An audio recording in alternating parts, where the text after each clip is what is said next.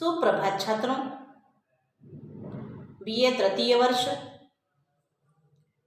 DSC Hindi first Hindi साहित्य का इतिहास पेपर क्रमांक 9। इसके अंतर्गत आधुनिक काल में छायावाद की प्रवृत्तियों को लेकर इस वीडियो लेक्चर में विचार करने वाले हैं। दोस्तों, तो छायावादी काव्यधारा की कालावधि है 1918 से 1938 तक।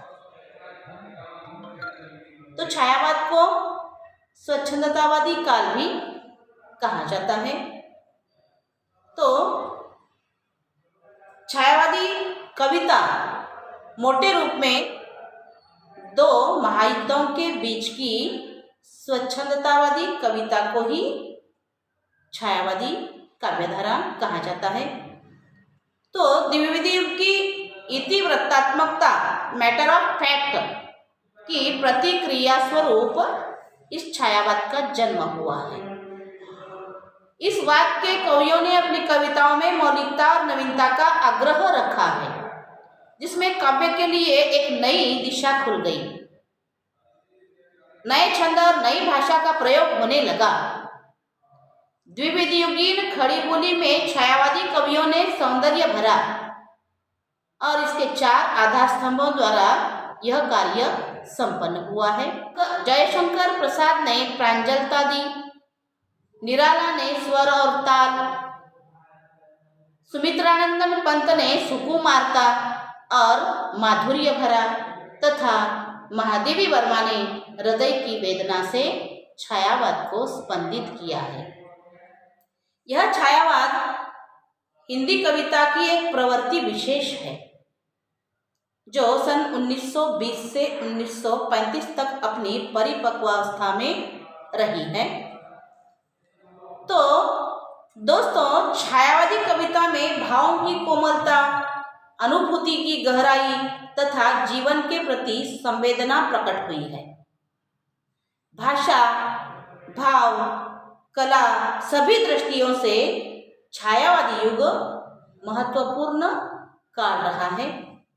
इसलिए हम कह सकते हैं कि छायावाद दर्शन के क्षेत्र में अद्वैतवाद या सर्वात्मवाद, धर्म के क्षेत्र में रूढ़ियों से मुक्त मानववाद, समाज के क्षेत्र में समन्वयवाद तथा राजनीति के क्षेत्र में अंतर्राष्ट्रीय भावना, दाम्पत्य जीवन के क्षेत्र में हृदयवाद और साहित्य के क्षेत्र में वेदनावाद, कलावाद, सौंदर्यवाद है। जहाँ द्विवेदी युग में नैतिकता मूलक जीवन मर्यादा थी, उसके स्थान पर छायावाद में व्यक्ति स्वातंत्र्य को स्थान दिया गया है। प्राचीन युग की उपदेश वृत्ति के स्थान पर यहाँ सौंदर्य और श्रृंगारिकता प्रकट हुई है। आदर्श चरित्र के स्थान पर छायावाद में मानव की सहज दुर्बलताओं से युक्त चरित्रों की अवतारणा हुई है। जहाँ द्विवेदी युग में यथातथ्यता की प्रधानता रही, वहाँ छायावाद में कल्पना वैभव को प्रधानता दी गई है। में मोहकता, नयन में अभिराम इंद्रजाल, अपार कल्पना का वैभव, सुकुमार भावनाओं की सहज अभिव्यक्ति तथा मधु सौरभ है। छायावादी कविता जीवन की मुस्कान है और आत्मा की भांति अमर कविता है। तो छायावाद के प्रवर्तकों को लेकर विद्वानों में मतभेद है। आचार्य रामचंद्र शुक्ल के अनुसार हिंदी कविता की नई धारा छायावाद का प्रवर्तन मैथिली शरण गुप्त और मुकुटधर पांडे को समझना चाहिए। डॉक्टर विनय मोहन शर्मा तथा प्रभाकर माचवे के अनुसार छायावाद का प्रारंभ सन 1913 से माना जाता है। इसलिए इसके प्रवर्तक का श्रेय माखनलाल चतुर्वेदी को भी देना चाहिए। डॉक्टर नगेंद्र के शब्दों में द्विवेदी युग की कविता इतिवृत्तात्मक वस्तुगत थी, तो उसकी प्रतिक्रिया में छायावाद की कविता भावात्मक एवं आत्मगत हुई। तो दोस्तों, छायावाद केवल एक शैली विशेष का नाम नहीं है, बल्कि वह तो एक विशेष प्रकार की भाव पद्धति है जिसमें प्रकृति के भिन्न भिन्न अवयवों का परस्पर प्रणय व्यापार दिखाया जाता है। अंततः छायावाद के प्रवर्तक के रूप में किसी को न मानना अनुचित है। तो छायावाद के नामकरण को लेकर हम चर्चा करेंगे। तो हिंदी साहित्य में सन 1915 के बाद जो नई कविताएं लिखी गई या लिखी जाने लगी, उन्हें मुकुटधर पांडे ने उनकी अस्पष्टता को देखकर व्यंग में छाया नाम दिया था, किंतु यही शब्द बाद में वाचक बन गया। छायावाद नया मूल्यांकन की भूमिका में रामधारी सिंह दिनकर लिखते हैं कि मुझे जहाँ तक याद है, इस नाम का प्रयोग सन 1924 ईस्वी के बाद होने लगा था और उस समय इसकी ध्वनि निंदात्मक थी। 1926 या 1927 ईस्वी में सुधा या माधुरी में किसी का पद्य छपा था, जिसमें प्रश्न किया गया था, किसने छायावाद चलाया, किसकी है यह माया।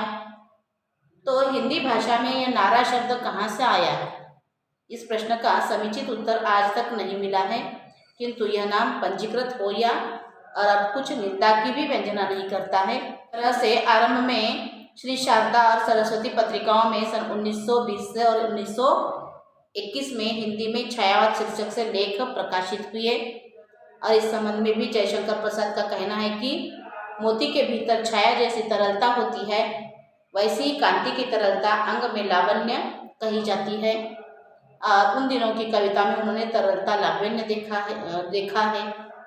श्रीमती महादेवी वर्मा का विचार है कि सृष्टि के बाह्याकार पर इतना लिखा जा चुका था कि मनुष्य का हृदय अभिव्यक्ति के लिए रो उठा। स्वच्छंद छंद में विचित्र उन मानव अनुभूतियों का नाम छाया उपयुक्त ही था और मुझे आज भी उपयुक्त लगता है, ऐसा महादेवी जी ने कहा है। तो इस तरह से छायावाद का नामकरण किया गया। तो इस तरह से छायावाद की कुछ परिभाषाओं को लेकर हम चर्चा करेंगे।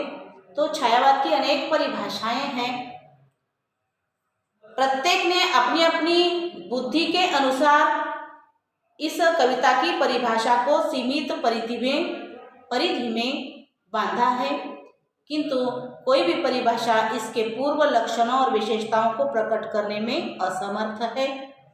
कहा जाता है छायावाद एक कला है, पर कला की परिभाषा नहीं हो सकती। फिर भी विद्वानों ने इसकी इतनी परिभाषाएं की है कि सभी परिभाषाओं को पढ़कर साधारण पाठक कुछ भी समझ नहीं पाता है।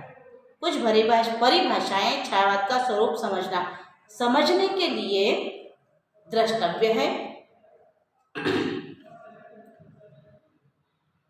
तो मानव तथा प्रकृति के सूक्ष्म किंतु व्यक्त सौंदर्य में माध्यमिक छाया का ज्ञान ही छायावाद है। तो नंद दुलारे वाजपेयी ने यह परिभाषा की है। डॉक्टर नगेंद्र की परिभाषा इस तरह से है, स्थूल के प्रति सूक्ष्म का विद्रोह ही छायावाद है। यह परिभाषा नगेंद्र जी ने की है। महादेवी वर्मा की परिभाषा इस तरह से है, छायावाद जीवन के प्रति एक भावात्मक दृष्टिकोण है, ऐसा महादेवी जी कहती है। डॉक्टर देवराज की परिभाषा इस प्रकार से है, छायावाद गीति काव्य है, प्रकृति का काव्य है, प्रेम काव्य है। तो इस तरह से डॉक्टर देवराज की यह परिभाषा है। और इस तरह से शांता प्रसाद द्विवेदी जी की परिभाषा इस प्रकार से है, छायावाद एक दार्शनिक अनुभूति है। तो इस तरह से इन सभी परिभाषाओं से छायावाद की कुछ विशेषताएं हमारे सामने आती है। छायावाद पद्धति विशेष है, एक दार्शनिक अनुभूति है, जीवन के प्रति भावात्मक दृष्टिकोण है, गीति काव्य, प्रकृति काव्य, प्रेम काव्य है, जिसमें स्थूल के प्रति सूक्ष्म का विद्रोह है, वेदना की अभिव्यक्ति है, प्रकृति का मानवीकरण है, जिसका आधार सर्वात्मवाद है आदि। यह सारी विशेषताएं इन परिभाषाओं से हमारे सामने आती है। तो इस तरह से छायावादी काव्य की विशेषताओं को लेकर हम चर्चा करेंगे। छायावादी काव्य की प्रवृत्तियां या विशेषताएं इस प्रकार से हैं। नंबर 1, व्यक्तिवाद की प्रधानता। तो द्विवेदी ने छायावादी काव्य की मूलभूत प्रवृत्ति व्यक्तिवाद है, अर्थात छायावादी कविता मूलतः व्यक्तिवादी कविता है, जिसमें सबसे पहले व्यक्ति के सुख दुख की अभिव्यक्ति है। इसी व्यक्तिवाद का चरम प्रयोगवादी कविता में देखने को मिलता है। जयशंकर प्रसाद ने सबसे पहले अपनी कविता के विषय सुख दुखों को ही बनाया। उनके प्रसिद्ध ग्रंथ आंसू, झरना तथा लहर में इसी प्रवृत्ति के दर्शन होते हैं। तो छायावादी कविता को मूलतः व्यक्तिवाद की कविता कही जाती है। प्रोफेसर शिवकुमार शर्मा के शब्दों में छायावादी कवि को अपने व्यक्तित्व के प्रति अगाध विश्वास था और उसने बड़े उत्साह से काव्य के भाव एवं कला पक्ष में निज व्यक्तित्व का प्रदर्शन किया है। तो इस तरह से अहंकार भावना की प्रवृत्ति भी इनमें थी। इसी कारण काव्य में वैयक्तिक सुख दुख की अभिव्यक्ति खुलकर हुई है। यथा मैंने मैं शैली अपनाई। एक उदाहरण, मैंने मैं शैली अपनाई, देखा एक दुखी निज भाई, दुख की छाया पड़ी हृदय में, झर उमड़ वेदना आई।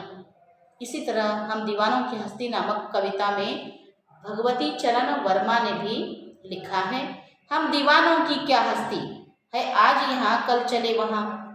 तो इस तरह से व्यक्तिवाद की प्रधानता छायावादी कविता में दिखाई देती है।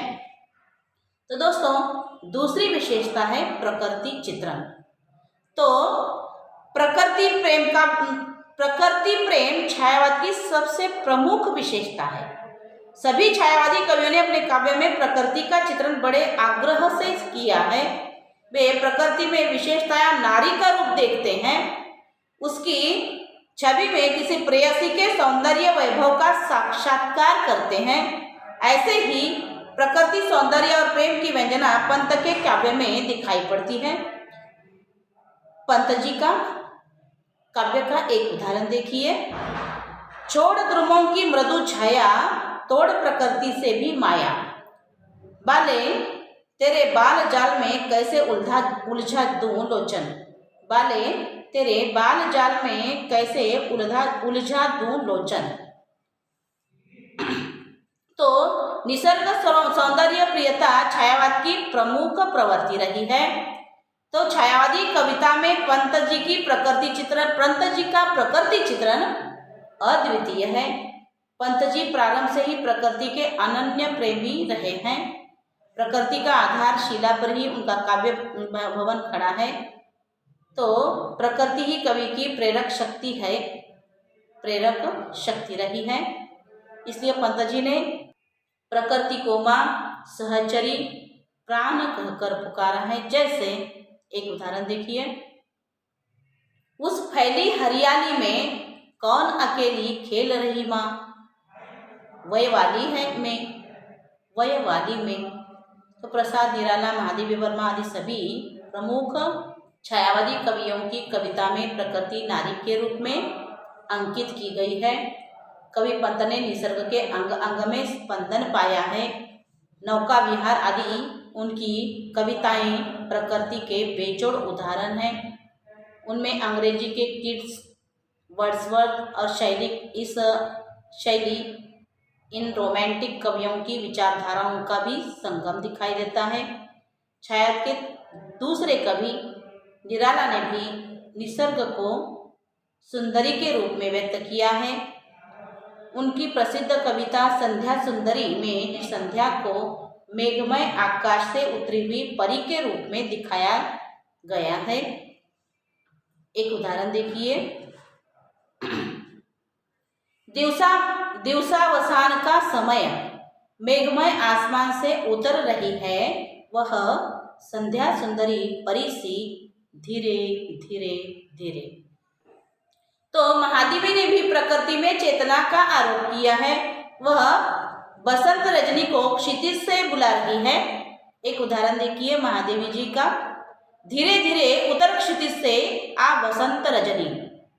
तो इस तरह से प्रति चित्रण छायावती काव्य की विशेषता रही है। तो दोस्तों तीसरी विशेषता है वेदना और निराशा का वर्णन। तो वेदना और करुणा की प्राधान्य छायावाद की प्रमुख विशेषता रही है। हर्ष, शोक, हास्य, रुंदन, जन्म, मरण, विरह, मिलन आदि से उत्पन्न विषमताओं से घिरे हुए मानव जीवन को देखकर कवि के हृदय में वेदना और करुणा उमड़ पड़ती है।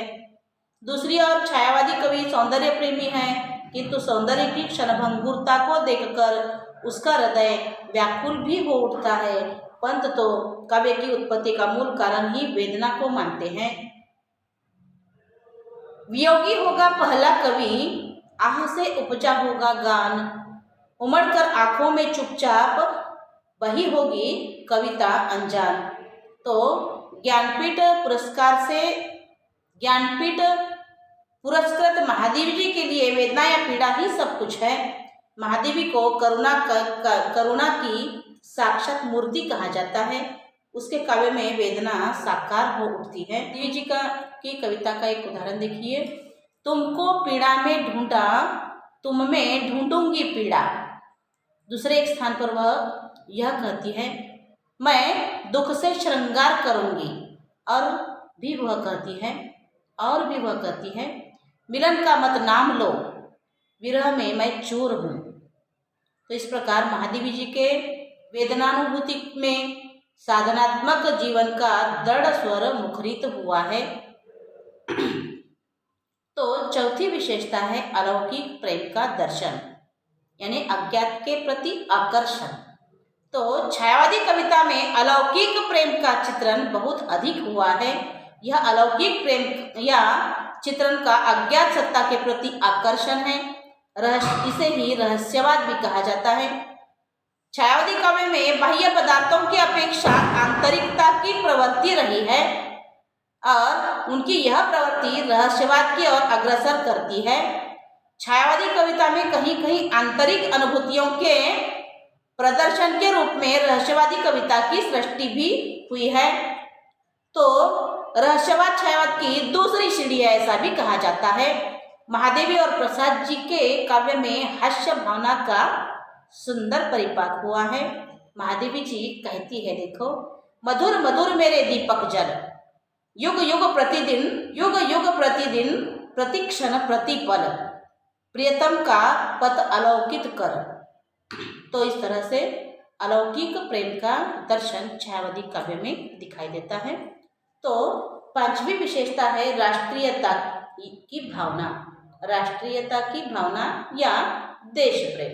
तो छायावादी कवियों ने अपने काव्य में स्वतंत्रता का आह्वान उसी प्रकार किया है जिस प्रकार पीबी शैली और वर्ड्सवर्थ ने अपने रोमांटिक कविता में किया था। छायावाद के सशक्त कवि जयशंकर प्रसाद के असंख्य गीतों में देश प्रेम की भावना की झलक देखने को मिलती है। अरुण यह मधुमय देश हमारा, जहाँ पहुँच अनजान क्षितिज को मिलता एक सहारा, प्रसाद का भी एक जागरण गीत है। हिमाद्री तुंग श्रृंग से प्रबुद्ध शुद्ध भारती, स्वयं प्रभा सुस्वज्जला स्वतंत्रता पुकारती। इसी प्रकार फूल की चाहत नामक कविता में माखनलाल चतुर्वेदी ने भी प्रतीकात्मक ढंग से कहा है, मुझे तोड़ लेना वनमाली, उस पथ पर देना तुम फेंक, मातृभूमि पर शीश चढ़ावे, जिस पथ जावे वीर अनेक। तो इस तरह से राष्ट्रीयता की या देश प्रेम की भावना छायावादी काव्य में रही है। तो दोस्तों अगली विशेषता है मानववाद या मानवतावाद। तो छायावादी कवियों पर दयानंद, विवेकानंद, टैगोर, गांधी और अरविंद का प्रभाव दिखता है। इनकी स्वच्छंदतावादी प्रवृत्ति के कारण छायावादी कवियों ने रूढ़ि परंपराओं का अधिक खंडन किया है। कवि पंत ने अथक परिश्रम करने वाली चींटी का आदर्श मनुष्य के सामने इस प्रकार से प्रकट किया है या इस प्रकार से प्रस्तुत किया है। कवि पंत जी कहते हैं अपनी कविता के माध्यम से मानव के सामने एक चींटी का आदर्श इस प्रकार से प्रस्तुत करते हैं। चींटी को देखो, देखो ना किस भांति, काम करती वह सतत, दिन भर में वह मीलों चलती। युगों युगों से उपेक्षित नारी को बंधन से मुक्त करने का स्वर भी छायावादी कवियों में मिलता है। पंत कहते हैं, मुक्त करो नारी को, युग युग की काराबंदिनी नारी को, युग युग की काराबंदिनी नारी को। इसी प्रकार से जयशंकर प्रसाद ने भी अपनी कामायनी में कहा है, औरों को हंसते देखो मनु, हंसो और सुख पाओ। तो इस तरह से छायावादी कविता में मानवतावाद दिखाई देता है। तो दोस्तों, 7वीं विशेषता है नारी सौंदर्य या प्रेम चित्रण। तो नारी के प्रति छायावाद में सर्वथा नवीन दृष्टिकोण अपनाया गया है।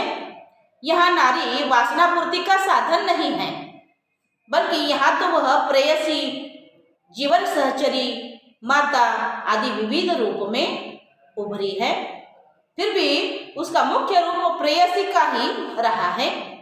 यह प्रेयसी पार्थिव जगत की स्थूल नारी नहीं है, वरना कल्पना लोक की सुकुमार देवी है। वैसे तो समस्त छायावादी कवियों ने नारी के सूक्ष्म सौंदर्य का वर्णन किया है, किंतु प्रसाद के काव्य में नारी की प्रतिष्ठा हुई है, वे उसे देवी मानते हैं। एक उदाहरण देखिए, तुम देवी, आह कितना उदार। दूसरा उदाहरण है, नारी तुम केवल श्रद्धा हो। कवि की अभिव्यक्ति स्पष्ट और मानसन्न होकर कल्पनामय या मनोमय है। कवि प्रेम को शरीर की भूख न समझकर एक रहस्यवादी चेतना समझता है। इस प्रकार निराला, महादेवी, पंत आदि ने नारी सौंदर्य का वर्णन अपने कविताओं के माध्यम से किया है। तो 8वीं विशेषता है विज्ञान का प्रभाव। कहा जाता है कि छायावादी कवि कल्पनालोक में ही विचरण करता रहा है और उसमें व्यक्तिवाद की प्रधानता रही है, किंतु उसने युगानुरूप कविताओं की सृष्टि भी की है। आज के वैज्ञानिक युग की सबसे बड़ी विशेषता बौद्धिकता है और इसी बौद्धिकता के कारण विश्व का जीवन अशांत और असंतुलित है। प्रसाद जी ने अपने विख्यात महाकाव्य कामायनी में युग की घात प्रतिघातों का चित्रण किया है। आज का विश्व जीवन हृदय और बुद्धि के समन्वय में है। इसलिए प्रसाद जी लिखते हैं, ज्ञान दूर कुछ क्रिया भिन्न है, इच्छा क्यों पूरी हो मन की, एक दूसरे से न मिल सके यह विडंबना है जीवन की। तो इस विशेषता का दर्शन अन्य कवियों के काव्य में भी होता है। तो विज्ञान का प्रभाव छायावादी काव्य में दिखाई देता है। 9वीं प्रवृत्ति है प्रतीकात्मकता। प्रतीकात्मकता छायावाद की अन्य विशेषता है। प्रतीकवादी कवि प्रस्तुत के स्थान पर अप्रस्तुत का प्रयोग करते हैं। जैसे निराशा की अभिव्यक्ति करनी हो तो अंधकार का वर्णन किया जाता है। प्रसाद ने निम्नांकित पंक्तियों में मानसिक द्वंद्व का वर्णन इस प्रकार से किया है। उदाहरण के तौर पर, झंझा झकोर गर्जन था, बिजली थी निरदमाला, पाकर इस शून्य हृदय को सबने आडेरा डाला। यहाँ झंझा झकोर मानसिक द्वंद्व का प्रतीक कहा जा सकता है। बिजली मन में उबड़ने वाले विचारों का प्रतीक हो सकती है, किंतु छायावादी कवि प्रकृति प्रेमी होते हैं, इसलिए इन कवियों ने प्रकृति के बीच में अपनी शोभा तथा भावनाओं को देखा है। छायावादी कवि जीवन में वह प्रतीक बनकर आई है। छायावादी कवि के जीवन में कविता प्रतीक बनकर आई है। प्रकृति में प्रतीकों को लेकर उन्होंने अपने सुख दुखों की अभिव्यक्ति की है। फूल सुख का प्रतीक है, शूल दुख का प्रतीक है, उषा प्रफुल्लता का प्रतीक है, संध्या उदासी का प्रतीक, गुलाब यौवन का प्रतीक आदि। तो महादेवी वर्मा की प्रतीकात्मकता कुछ पंक्तियों में देखिए। यह पतझड़ मधुबन भी हो, शूलों का दंशन भी हो, कलियों का चुंबन भी हो। तो इस तरह से प्रतीकात्मकता छायावादी काव्य की प्रवृत्ति रही है। तो दोस्तों 10वीं प्रवृत्ति है मानवीकरण। तो मानवीकरण छायावाद की प्रमुख विशेषता रही है। प्रसाद ने प्रकृति को अनेक स्थलों पर नारी के रूप में व्यक्त किया है, जैसे पगली हाँ संभाल ले कैसे छूट पड़ा तेरा आंचल, देख निखरती है मणि रानी अरे उठा बेसुध चंचल। तो एक कविता में उषा को अंबर से पनघट तारों के घड़ डुबाती हुई नागरिक के रूप में देखते हैं। बीती विभावरी जागरी अंबर पनघट में डुबो रही तारा घट उषा नागरी। यहाँ कवि ने उषा का मानवीकरण किया है और उसे नागरी नारी के रूप में पनघट पर पानी भरते बताया है। पंत निराला आदि ने भी मानवीकरण का चित्रण अपने कविताओं में किया है। तो दोस्तों छायावादी कवि मानव जीवन की समस्त भावनाओं व अनुभूतियों की अभिव्यक्ति भी निसर्ग के माध्यम से करता है। तो महादेवी के काव्य में इस प्रवृत्ति का आधिक्य है। वह कहती है, एक पहला उदाहरण देखिए, मैं नीर भरी दुख की बदले। दूसरा उदाहरण, प्रिय सांध्य जगत सा मेरा जीवन आदि। तो यह भी विशेषता है चित्रात्मक भाषा या चित्रात्मकता। तो चित्रात्मकता छायावाद की एक विशेषता रही है। कवि प्रसाद ने चित्रात्मक भाषा का प्रयोग इस प्रकार से किया है। देखिए उदाहरण, शशि मुख पर घूंघट डाले आंचल में दीप छिपाए, जीवन की गोधूली में कौतूहल से तुम आए। तो छायावादी कवि ने परंपरागत उपमा उपमानों से संतुष्ट न होकर नवीन उपमा उपमानों की सृष्टि अपने काव्य के माध्यम से की है। कवि निराला ने विधवा का चित्रण इस प्रकार से किया है, वह इष्ट देव के मंदिर की पूजा सी, वह दीप शिखा सी शांत भाव में लीन। महादेवी वर्मा तथा सुमित्रानंदन पंत ने भी अपने काव्य में चित्रात्मकता का दर्शन दिखाई। महादेवी वर्मा तथा सुमित्रानंदन पंत के काव्यों में भी चित्रात्मकता का दर्शन दिखाई देता है। 12वीं विशेषता है अलंकार विधान।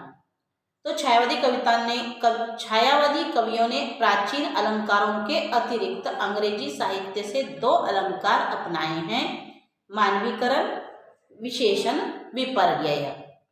तो मानवीकरण में के कई उदाहरण इनकी कविताओं में दिए जाते हैं, जबकि विशेषण विपर्यय अलंकार के उदाहरण यत्र तत्र परिलक्षित होते हैं। यथा, तुम्हारी आंखों का बचपन खेलता जब अल्हड़ खेल। तो छायावादी कवि ने अमूर्त को मूर्त और मूर्त को अमूर्त के रूप में भी सबसे पहले प्रस्तुत किया है। यहाँ अप्रस्तुत के लिए प्रस्तुत और प्रस्तुत के लिए अप्रस्तुत के उदाहरण देखे जा सकते हैं। तो पहला उदाहरण है, कीर्ति किरण सी नाच रही है। दूसरा उदाहरण, बिखरी अलके जो तर्क जाल। 13वीं विशेषता है गेयता। तो यह छायावाद की गौण विशेषता है। इसमें गीति काव्य के सभी गुण उपलब्ध है। छायावादी जितनी भी कविताएं हैं, छायावादी कवियों की जितनी भी कविता है उसमें गेयता दिखाई देती है।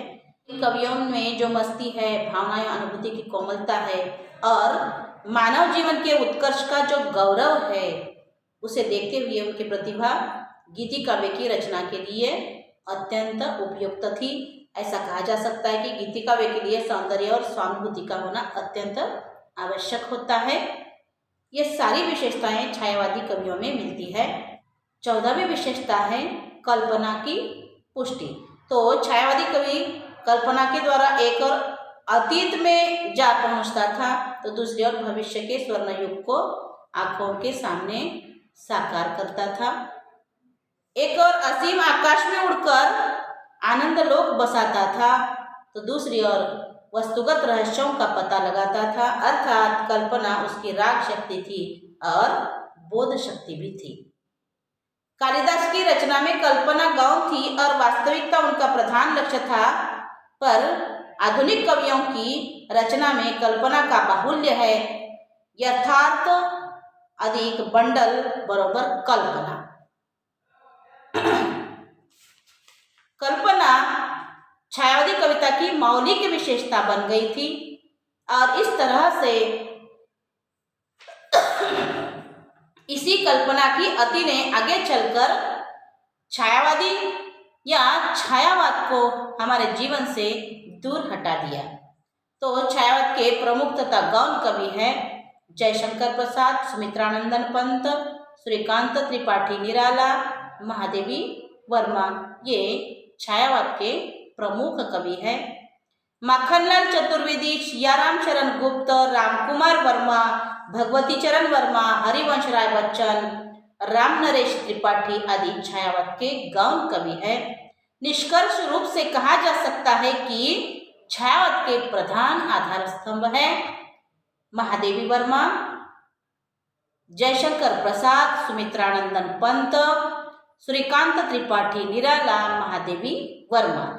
तो इस तरह से छायावादी काव्य और छायावादी युग दोनों ही महान हैं। अनेक आलोचकों ने छायावादी युग को हिंदी के आधुनिक काल का स्वर्ण युग भी कहा है। धन्यवाद।